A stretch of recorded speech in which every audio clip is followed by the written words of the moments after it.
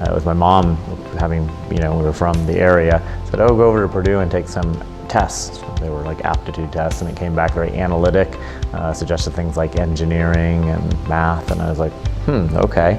And it really was, my voice teacher that gave me a book said people that were gifted in music were also very analytic. It kind of changed my life. What it did for me was really change my course. I kind of went, if I was going left before, I started going right, and obviously it worked out well, and it was a good decision. I think Purdue was the best fit for that. Purdue offered, obviously great academics, but the university as a whole offered so many opportunities for leadership, and all the things that I got to do at Purdue really kind of shaped, who I am and, the things I went on to do.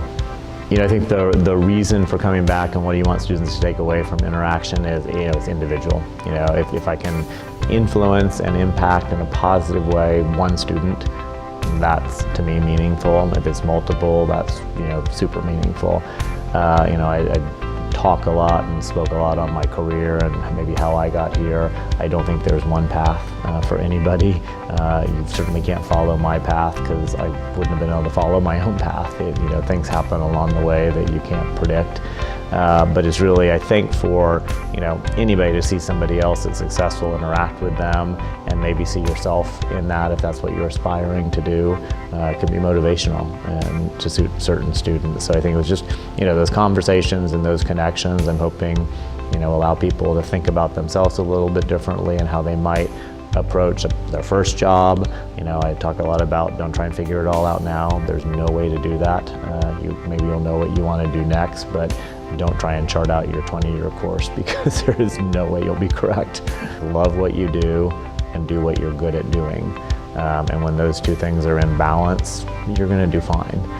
It's not, no matter what you're getting paid or no matter how prestigious you think it is, if you don't like doing it, that doesn't work out very well.